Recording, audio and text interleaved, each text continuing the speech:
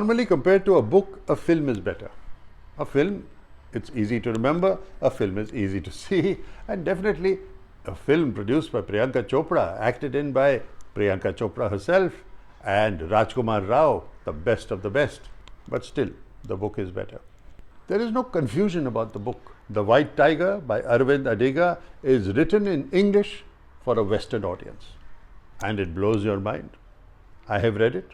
Electrifying. It was the talk of the Chatterati.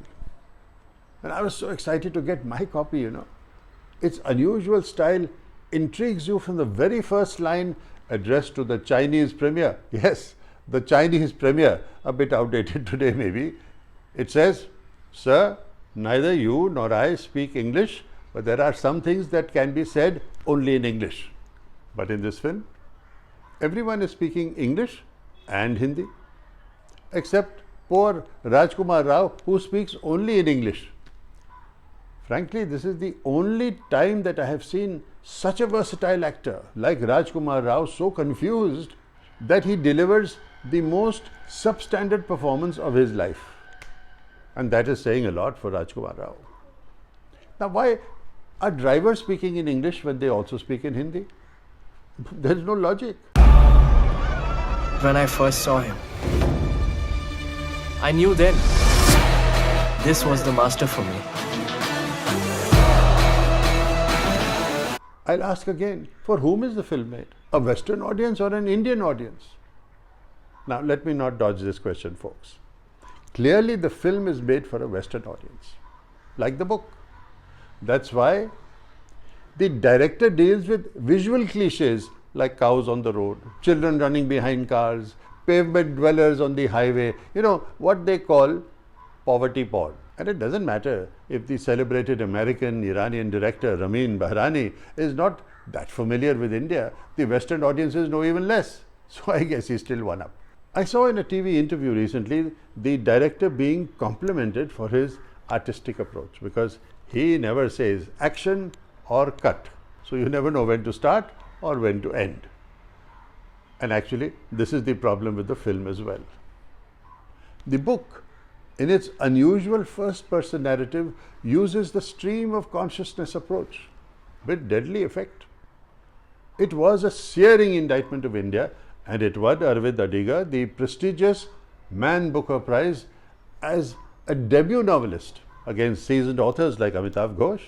Perhaps the book is too well known and the film suffers by being too much in awe of its brilliance. Some books, perhaps, are difficult to make into films. And here, far from deviating from the book, my criticism is that the film tries to be too faithfully replicating the book. It's almost like an audiovisual version of the novel. Creatively, no matter how brilliant, say, a theatrical work is, translating it blindly to screen means that it remains a play, even as a film. The creative challenge is to apply the grammar of film to a literary work in order to transcend it. Here, it appears the director perhaps does not know enough about India to be able to make that transition effectively.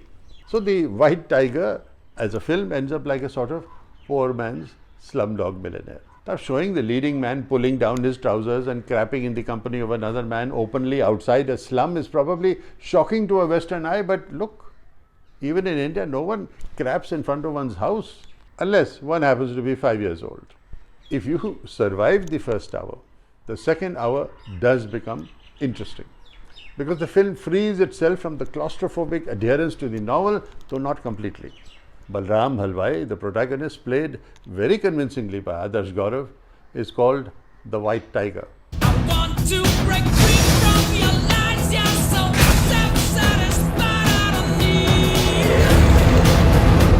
I would have to become the creature that gets born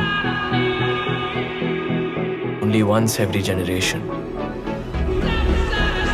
The White Tiger. Why? Because of his rare intelligence and its uniqueness.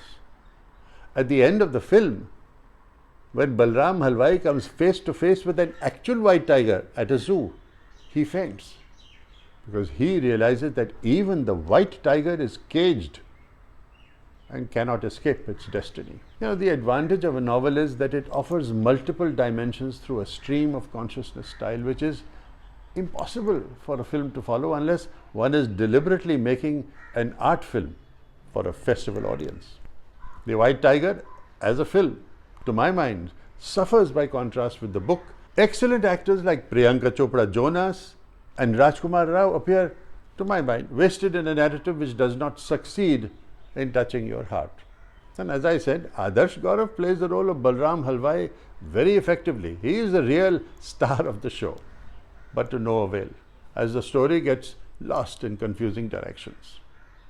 What a great pity for a searing, shocking novel recognized as one of the great novels of the 20th century, resulting in a film which is more like a book reading than an independent statement. My rating for The White Tiger, 5 out of 10. Only half the film is watchable for an audience in India.